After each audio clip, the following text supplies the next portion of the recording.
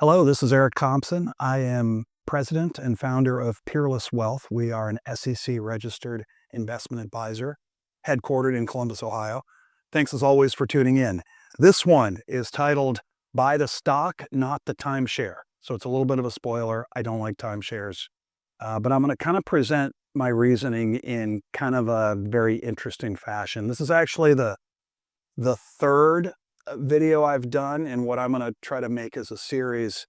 And the first one was Louis Vuitton, buy the company, not the bag. The second one was Ferrari, buy the company, not the car. And this one, of course, is going to be about Marriott stock, which is the largest publicly traded company that sells and manages timeshares. So we're going to compare investing, which I don't even think that's the right word for it, investing in a timeshare versus an alternative that I think is much better. I have sat through a couple of timeshare pitches. It's been a while, but back when we needed a free dinner or whatever it was that my wife and I needed at the time, we sat through the pitch, and I've never bought one, but I did a little bit of research, and I do believe the timeshare industry has cleaned itself up a little bit, and Marriott, I think, is a reputable company.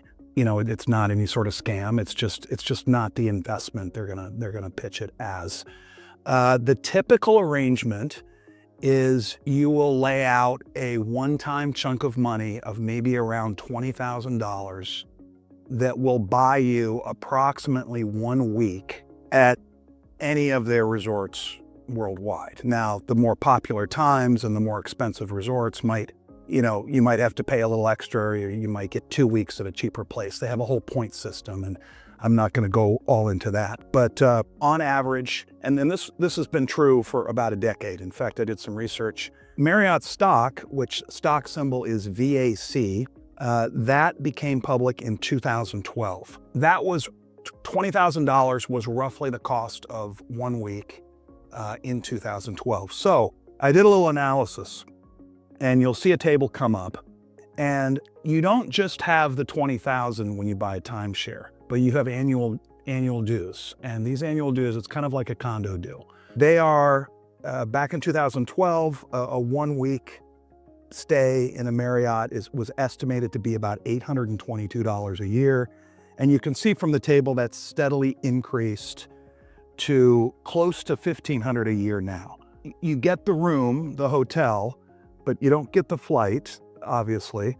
And you have to pay these annual dues plus your $20,000 one time, of course. The benefit to this, at least the way it's pitched, is you have a week reserved for indefinitely in the future, and you have an asset that you can pass on to kids or beneficiaries.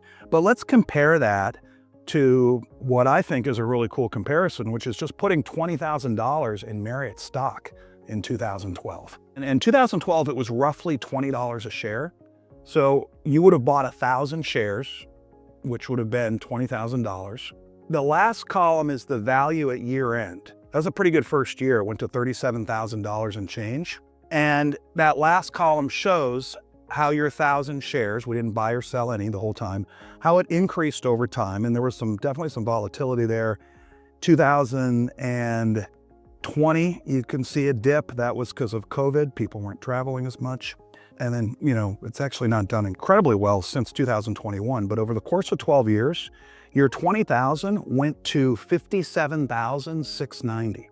At the same time, it pays a dividend. Not all companies pay dividends. More mature ones tend to pay dividends. This one didn't pay any dividends the first couple years. You can see that on the second column from the right. 0 dividends 2012, 0 dividends 2013, but then it started paying dividends. And in addition to the share price going up, you got some income out of that. And the last dividend it paid in 2025, you would have collected $3,170 from your 1,000 shares. And you would have avoided the annual maintenance due. And what you can see there is maybe not initially, but pretty quickly, just the dividend you make on the stock is greater than the annual due that you would pay Marriott. So let's add some of this stuff up. If we add up your total maintenance dues paid, which is that first column, that is $14,997. Total dividends received from Marriott, $20,900. And the value of Marriott today, actually this is of January, $59,550. So let's make this a little bit more apples to apples. In 2012, instead of buying a timeshare, you take the same $20,000, you buy the 1,000 shares of Marriott stock. On the timeshare side, every single year you're paying maintenance dues. They go up over time. Over 13 years, it's about $15,000 just to keep the thing. On the stock side, the first couple of years, there's no dividends, but then you start collecting dividends, and then you have 60 grand at the end. But the timeshare proponents will say, but yeah, you got a vacation with Marriott, you got a free stay. Sure, well, why don't we look at it this way?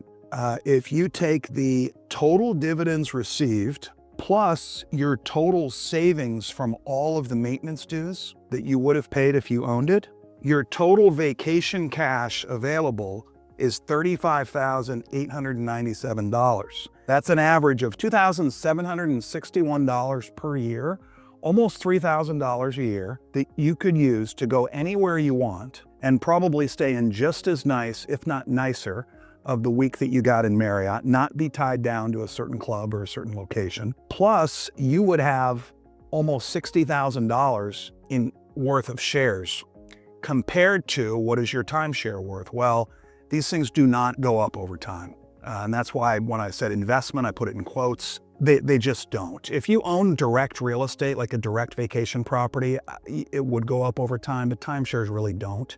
In fact, I've had a lot of clients that are asking me how to get out of the timeshare that they bought. And normally you get about half what you paid for it. So that $20,000 is probably going to be about $10,000 instead of $60,000 that if you bought the stock and paid the dividends. Now, a couple last things. I don't advise that you put it all in Marriott stock. This was to serve as a kind of an ironic example of buy the company, not the stock. I think that's a little too much single stock risk, but you could buy a basket of dividend paying stocks and have a little bit smoother ride and less risk than one stock, and you'd have roughly the same outcome with a smoother ride. So if you can invest that money, draw income from it over time, it's going to be a much better investment than taking advantage of the timeshare. Next time you get invited to the free dinner or whatever it is, take this along and show the salesperson and maybe get a good chuckle out of it. Hope you enjoyed it. We'll see you next time.